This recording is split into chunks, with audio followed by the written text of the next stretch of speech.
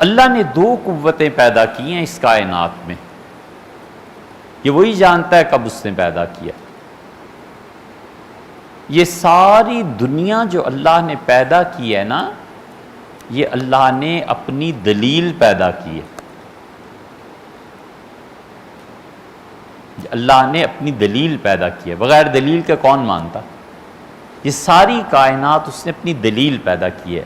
ان فی خلق السماوات والارض واختلاف اللیل والنہار، اور رات اور دن کے اختلاف میں، زمین و آسمان کی تخلیق میں، والفلک التی تجری فی البحر، اور یہ جو سمندر میں جہاز چلتے ہیں جس سے لوگوں کو نفع پہنچتا ہے، والسحاب المسخر، اور بادل بندھے ہوئے آسمان اور زمین کے درمیان سٹل،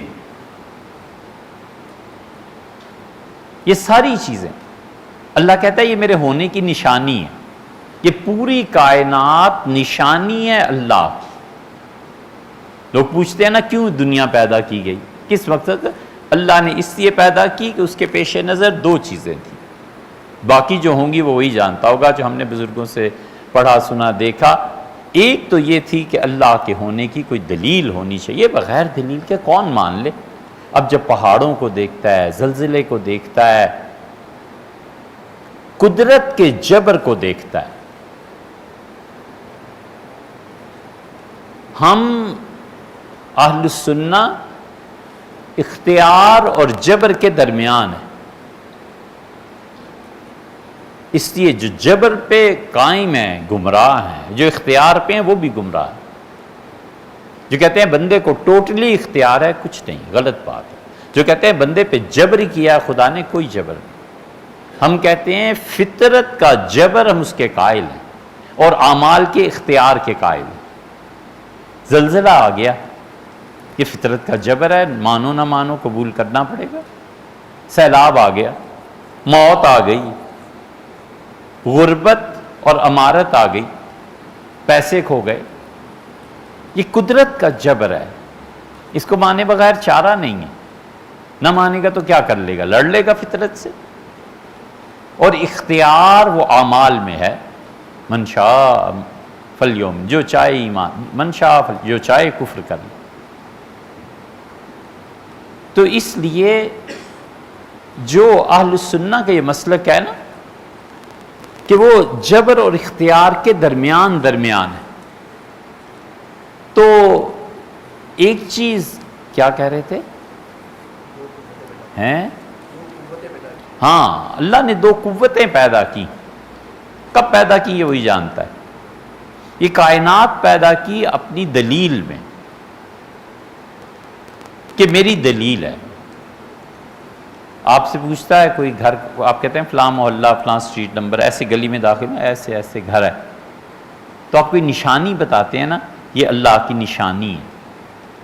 کہا یہ کائنات میری نشانی ہے، اس پہ غور کرو، احوال پہ غور کرو، تغیرات پہ غور کرو۔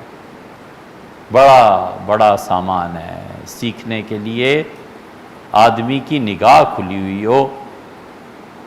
صبح وزیر اعظم، شام کو جیل، اور صبح وزیر اعظم اور شام کو معزول ہو گئے، اور چند دن پہلے تک بھی کوئی پتہ نہیں، اور پھر صدر مملکت بن گئے۔ اتنے تغیرات ہیں اللہ کی اس دنیا میں، اللہ کی یہ نشانی ہے۔ ایک اس لیے پیدا کی، اور ایک چاہا کہ اپنی صفات کا ظہور ہو، اپنی صفات کو ظاہر کریں۔ رزاق ہیں، مانا آپ کس کو رزق دیں گے؟ فرمایا ہم مخلوق پیدا کرتے ہیں، دیکھو ہم رزق دیں گے۔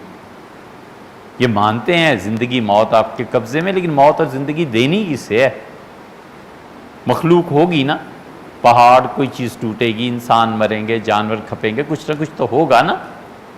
تو اللہ نے اپنی صفات کے اظہار کے لیے اس کائنات کو پیدا کیا کہ ہماری مخلوق ہماری صفات کو دیکھے، توبہ کیسے ہوتی ہے اس کو دیکھے، ہم معاف کیسے کرتے ہیں اس کو دیکھیں، حتیٰ کہ خبر سے مشاہدے تک لاتا ہے۔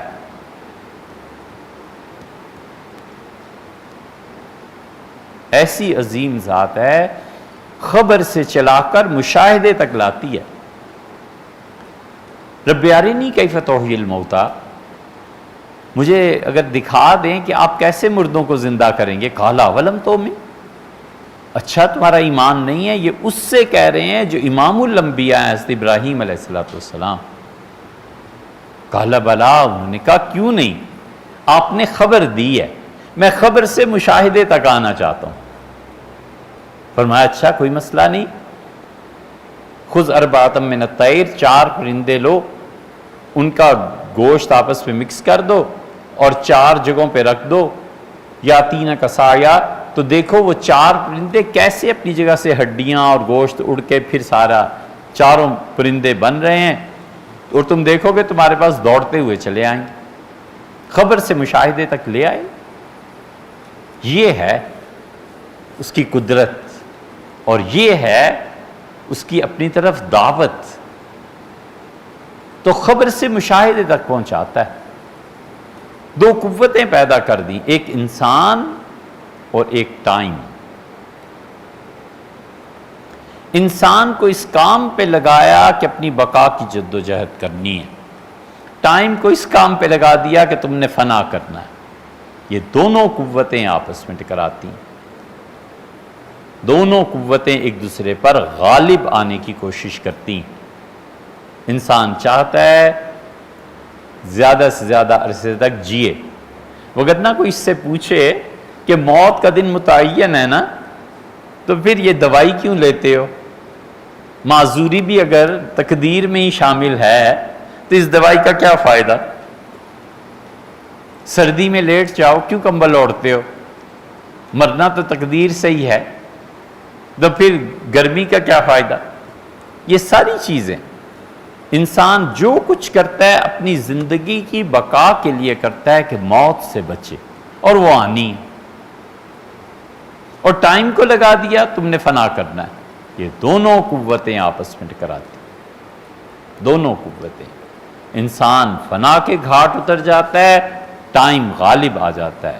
فرعون فنا کے گھاٹ اتر گیا، ٹائم غالب آ گیا۔ اگر اللہ اس کا ذکر نہ کرتا، جیسے کہ اللہ نے بہت سے ہزاروں بادشاہ اس دنیا میں گزرے ہوں گے، خدا نے ذکر نہیں کیا، وقت نے انہیں فنا کر دیا۔ مشرکین مکہ کا یہ عقیدہ اور ہمارا عقیدہ اہل سنت کا، اس میں فرق کیا ہے؟ قرآن میں آیا ہے، انہوں نے کہا نموت و نحیا، ہم زندہ ہیں پھر مر جائیں گے، وما یہلکنا الا الدہر، ٹائم کے علاوہ ہمیں کوئی چیز فنا نہیں کر رہی۔ یہ ان کا عقیدہ تھا۔ اہل سنت نے کہا کہ ٹائم فنا کرتا ہے، اللہ کا حکم اس کے بھی پیچھے ہوتا ہے، اگر خدا اپنا حکم ٹائم سے اٹھا لے تو اس آدمی کو بقا مل جاتی۔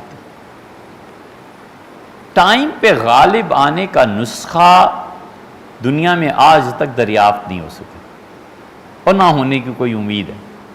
ٹائم کو سمجھے ہی کون ہے؟ سقراط سے کسی نے پوچھا تھا تو اسے مرنے سے پہلے کہا کہ جو چیزیں، بعض کہتے ہیں افلاطون سے پوچھا تھا، جس سے بھی پوچھا تھا اس سے کہا مرنے سے پہلے کہ یہی چیز سمجھ نہیں آئی، ٹائم کو کیا چیز فنا کر دیتی ہے؟ ٹائم کو اللہ کا ذکر فنا کر دیتا ہے، اللہ کی یاد فنا کر دیتی ہے۔ یہ جو کہتے ہیں نا اس وقت یہ پڑھو، اس وقت یہ پڑھو، اس وقت یہ پڑھو، حضور صلی اللہ علیہ وسلم نے جس وقت کی جو دعا بتائی ہے اس کو پڑھنے سے ٹائم نے اس وقت جو فنا کرنا تھا نا، فنا ختم ہو جاتا ہے، وہ دعا غالب آ جاتی ہے۔ حضرت نظام الدین اولیاء رحمۃ اللہ کا نام اب تک زندہ ہے، حضرت ابراہیم علیہ السلام کو لوگ اب تک مانتے ہیں زندہ ہیں۔ ٹائم ان لوگوں کو فنا نہیں کر سکتا۔ شاہ ولی اللہ رحمۃ اللہ 300 سال ہو گئے، 1761 میں حضرت کا انتقال ہوا تھا، اور اب دیکھ لو کتنے برس ہو گئے، وہ وقت پہ غالب آ جاتی۔ اور یہ اتنی بڑی چیز اللہ کے ذکر اور اللہ کی یاد کے بغیر نہیں حاصل ہوتی۔ اللہ کا ذکر اور اللہ کی یاد غالب آ جاتی ہے۔ اس لیے انہوں نے ایک چیز یہ شامل کی، انہوں نے کہا اس کو اٹھاؤ، اس کو ترقی دو، اس کو زیادہ کرو۔